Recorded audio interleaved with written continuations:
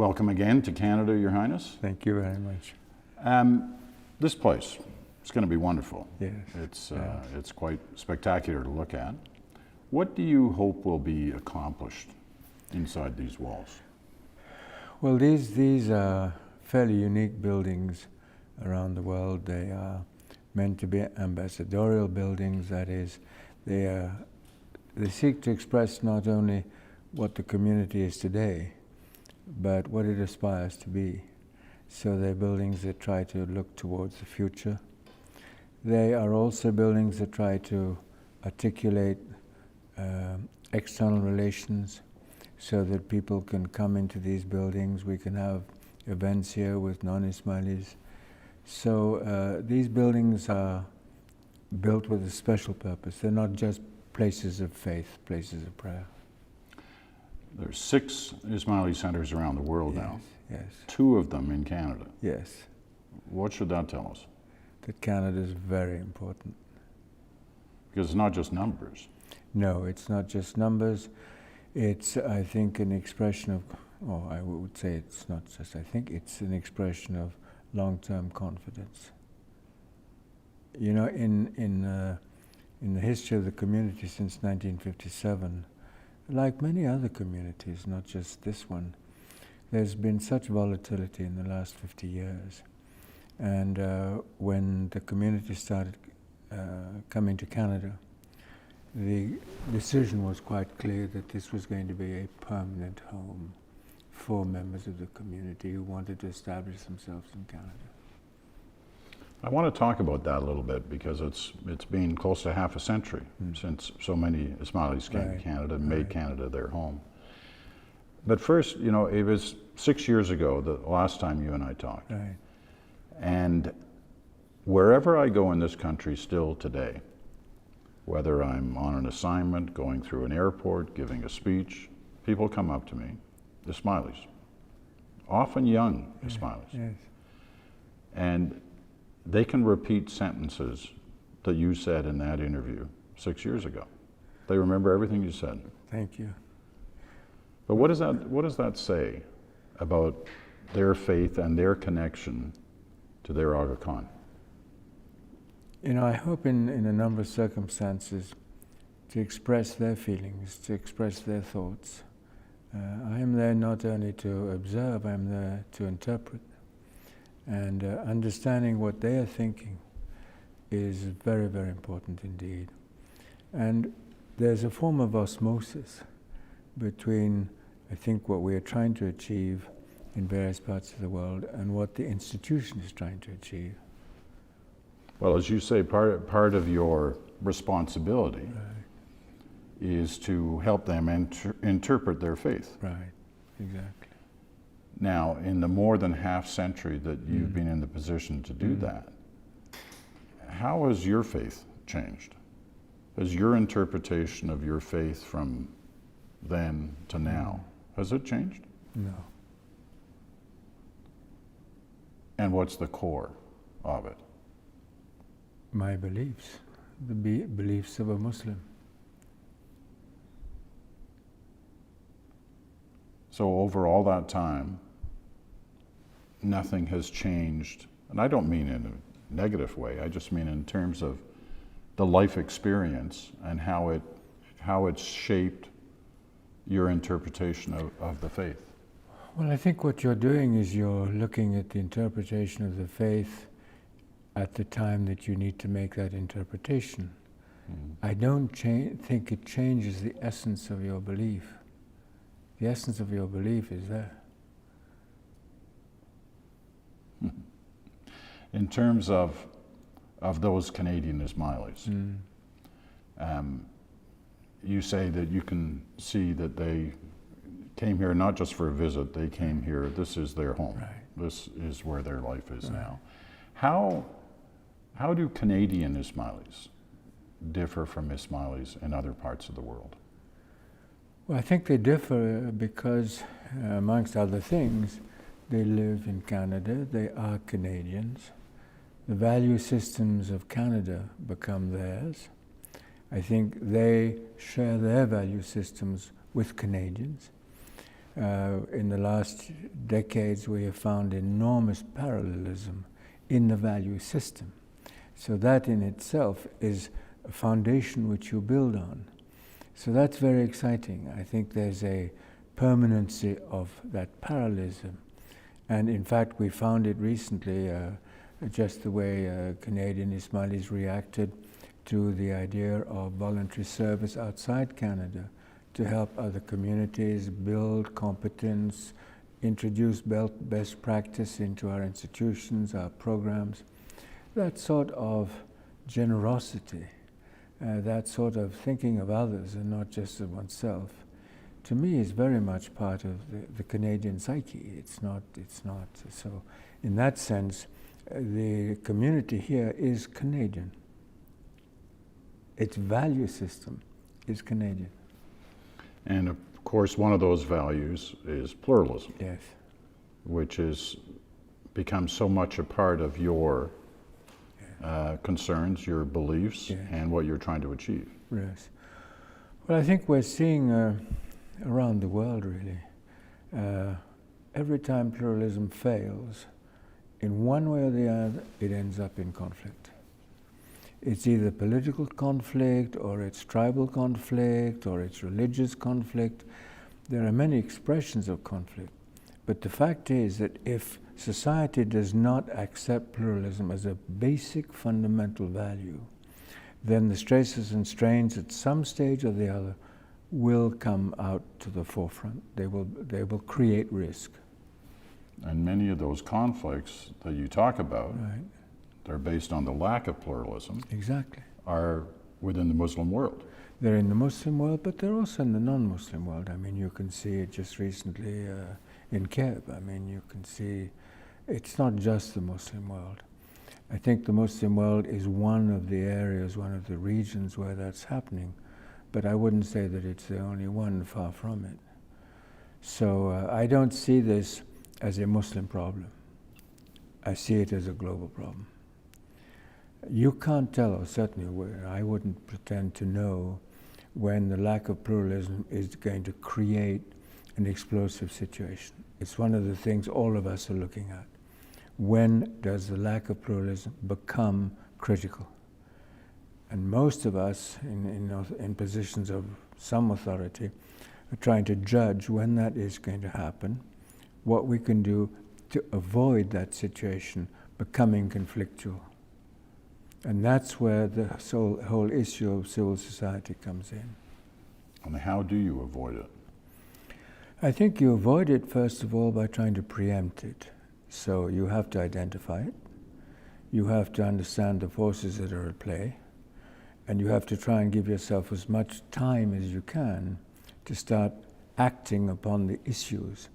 Because it's never one issue, at least as far as I'm aware. It's usually a set of compound issues.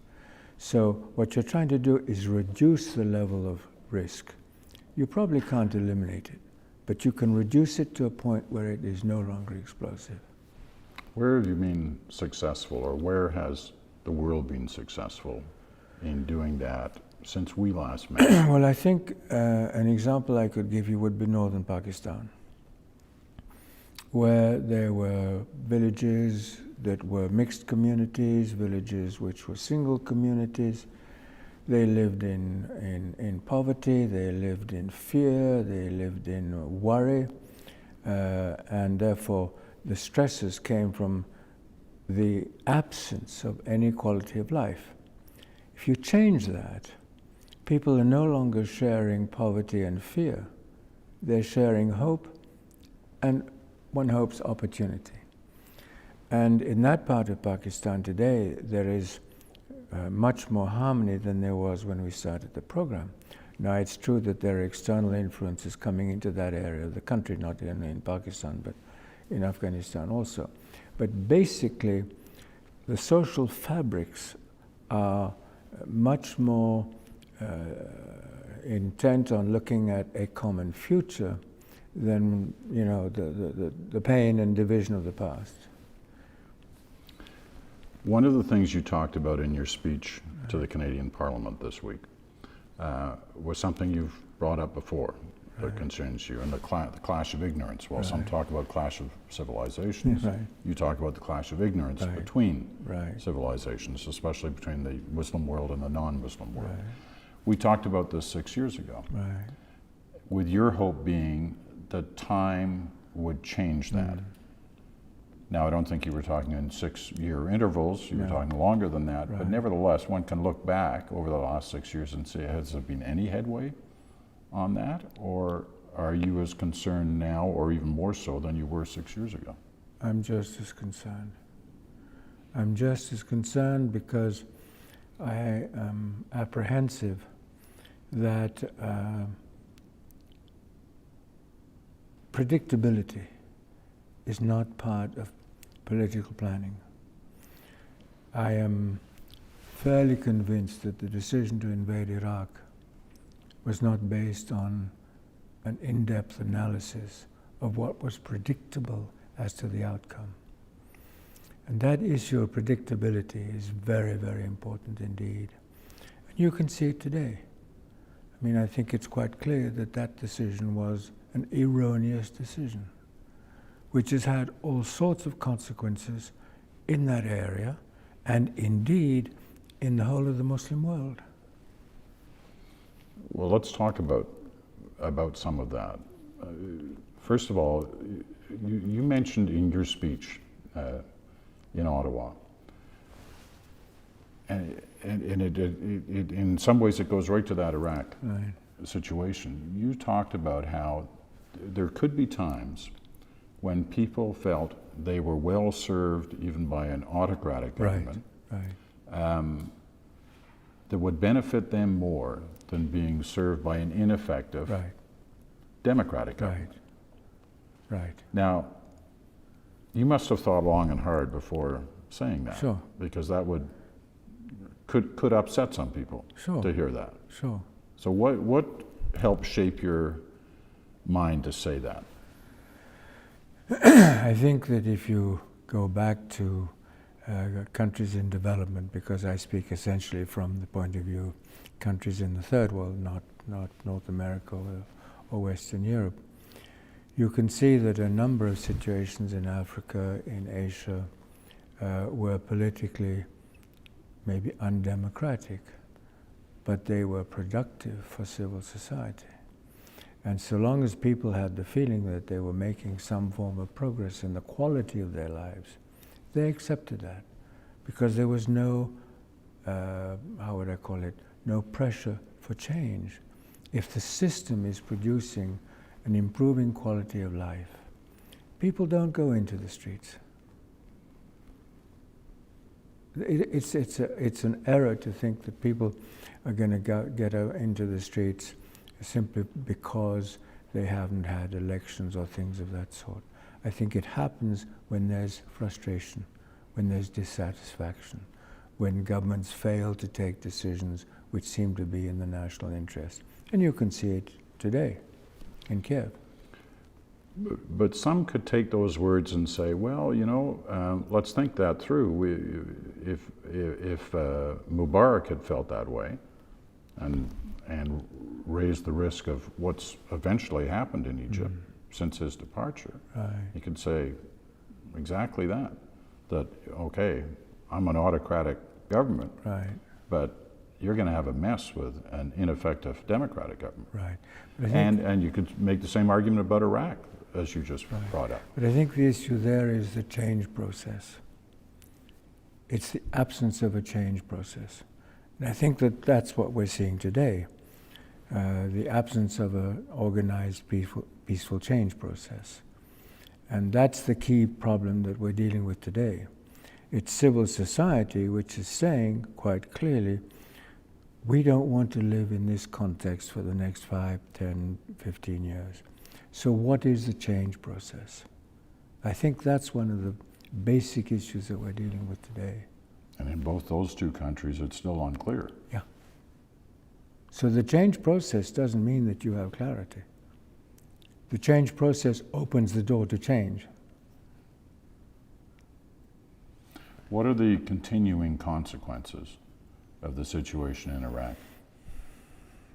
Well, I think one of them obviously is a crisis between the Shia and Sunni communities. I think that crisis is now extending throughout the region, and I mentioned today that it's actually active in 9 countries. I mean, if you make a parallel with the Christian world, what would have been the Christian world's reaction if the Irish crisis had been active in 9 countries? It would have been a very, very serious issue. That's what we are facing today. That crisis is in 9 countries, and it is likely to expand further. But what is the way out? I mean, the Western world has no credibility in trying to deal with that issue in a helpful way in those countries? It's very difficult to generalize about the problem, because it can be an economic problem, it can be an educational problem, it can be a demographic problem. It has different dimensions. So I think you have to dissect the problem to understand exactly what is happening. But at a certain stage, there's got to be an acceptance in the national policy and applied by government that pluralism in the domain of faith is part of national rights. It's that simple. Pluralism has to be defended. And I'm not sure that we know all the answers. And in fact, probably the answer is in terms of reducing tension rather than eliminating it. You probably can't eliminate it totally, any more than you could in the Christian world, frankly. But it seems, I mean, you clearly are extremely worried about this situation. Yes, I think most Muslim leaders are today. The answer may be, as you say, simple. The answer is pluralism. But getting there... Getting there is very complex. Very, very complex. And I'm not a person who's going to say to you that I know all the answers. What I do know is that whatever is occurring has to be looked at very carefully, and it has to be brought under control. But it always comes down to the who does that. Well, essentially government. Governments in the individual countries? Yes. Yes, and I think probably amongst the communities they could agree. Now these these conflicts have international ramifications. So you probably want to try to bring those ramifications under control also.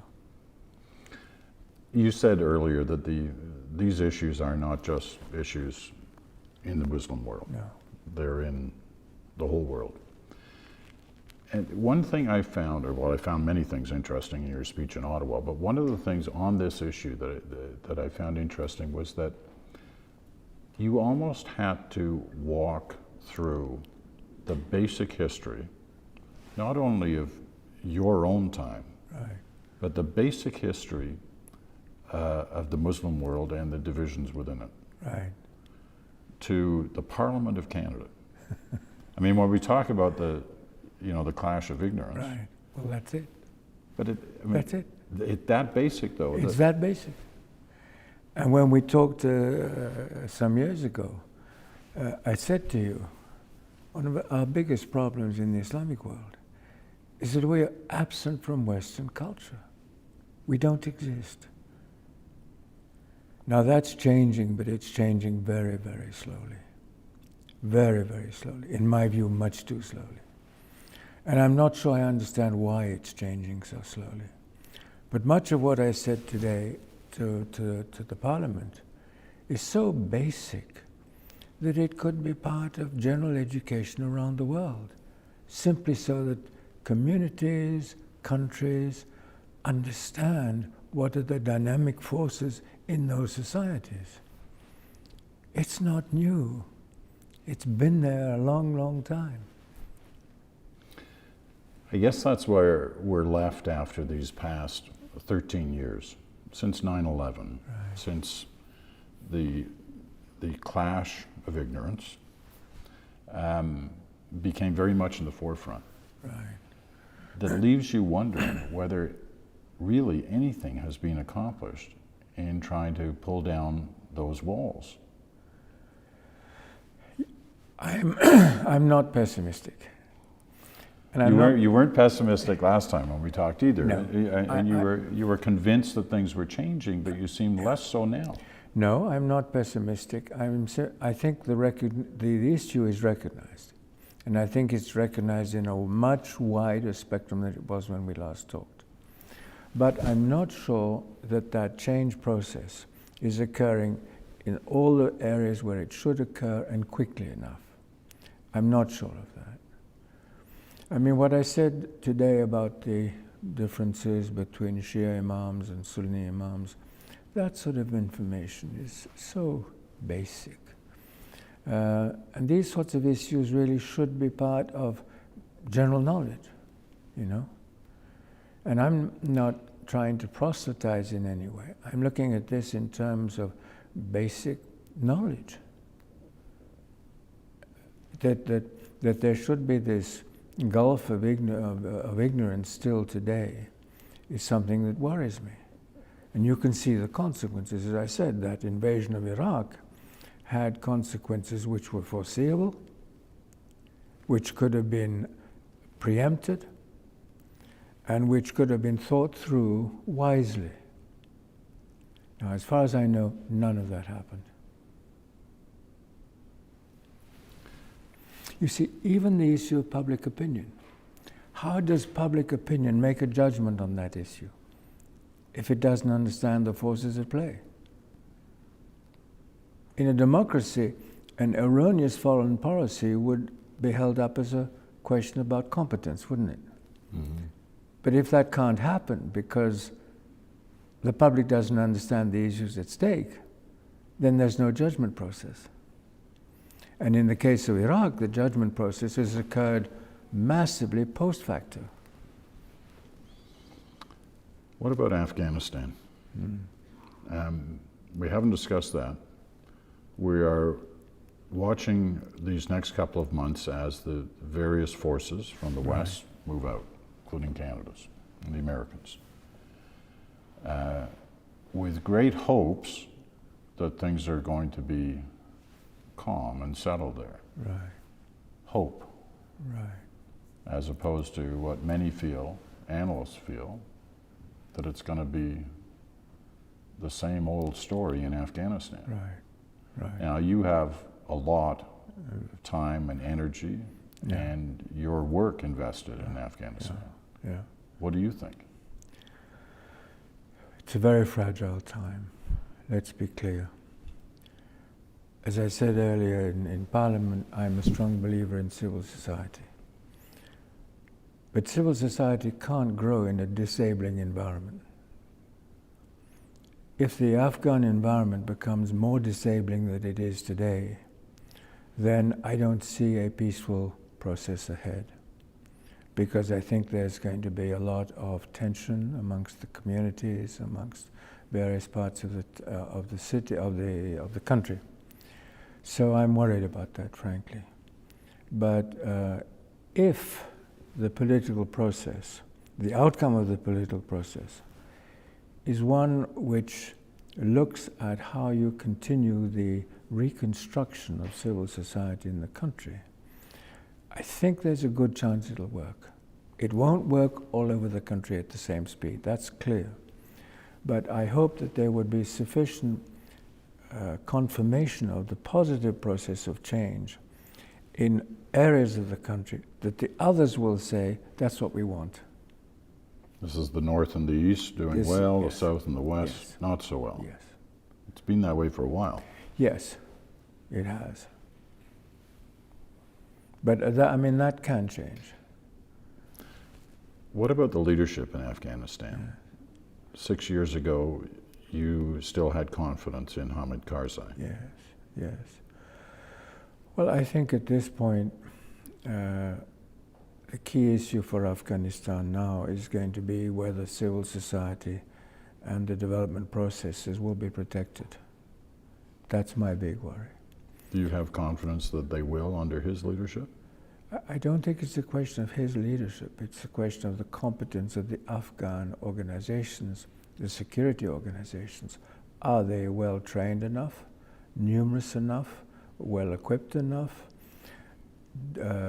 ethnically properly chosen, so that the country... What's the answer to those questions?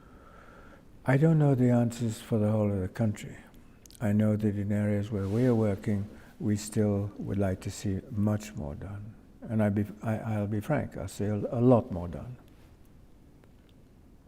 So that is yet another worry checkbox for Yes. you, Afghanistan. Yes, definitely so. What would you tell, just as a last question on Afghanistan, what would you tell the family of a Canadian soldier or aid worker who went to Afghanistan the post 9/11 period to make a difference and never came home, or came home but not alive? What would you say to them, given what we're looking at today? Well, I think I would first of all say obviously that this is a personal tragedy. I mean, that is in any event a basic premise. So anyone who loses a child in any part of the world, in any circumstance, is a person who has suffered horrible loss. I think the reality is that certainly Canada, United States, Western Europe cannot afford, for obvious reasons, to let countries in the developing world go completely, let's say, out of civilized governance. I think that's obvious. We've seen it happen. We saw it in the 60s. We've seen it in the 70s. So that's not an answer. So the question is, what are the solutions? And I think the solution has got to be, we move as quickly as we can, but we also move as effectively as we can, so that these countries of crisis become countries of opportunity, but moving, not paralyzed. If they're moving, then there's an effort that has been made to assist these countries to move forwards. And once they establish their own dynamic, once they have got the momentum in that process, then the population is going to stay with that. They will understand that there's a hope ahead, and they will not want to change that. It's when there is a sense of despair, a sense of fear, a sense of loss of any hope for generations in the future, that people say, well, we've got to change. And I hope that at least in areas of Afghanistan, the efforts that have been made by foreign troops to assist the country will definitely be valued and will produce results. But I'm not going to say that that can be even across the country. That I don't think will be the case. So we're looking at a split Afghanistan. I think we're looking... Best. I hope we're looking at an Afghanistan where there will be different levels of performance, and various provinces will look at other provinces and say, that's where we want to go. That's my hope. But I have to tell you, it's touch and go. Last question. Because you have been on the stage of international leaders for more than half a century. Still look pretty young. Thank you. But tell me, it's always my goal to try and understand something about leadership. And you've had the close-up view of so many, from what, Kennedy to the current crop. You've seen them all in countries around the world. Can you pick out one person who symbolized great leadership? Maybe not one person. I think I could pick out qualities. I've seen heads of state whose capacity to think ahead of their times has been magnificent. I have seen individuals whose intellectual dimension has enabled them to bring forward articulation on forces of society which people haven't necessarily recognized, but they're going to be very, very important in the future. So that sort of quality of leadership I admire. And I'm not sure that I would feel too comfortable in telling you who those individuals are, but they're both European and North American. And I think that there are also perhaps in the developing world men and women who have had the faculties of leadership that I've mentioned to you. But I think the developing world has been a more difficult world to have those capacities actually exteriorize themselves. There's much more stability in the political process in Western Europe and North America than there is in these other countries. But those are the qualities that seem to me really important because, in a sense, they're gifts to future generations. And that is, to me, something which is very, very important indeed. Your Excellency, once again, Your Highness, thank you so much for this. Thank you.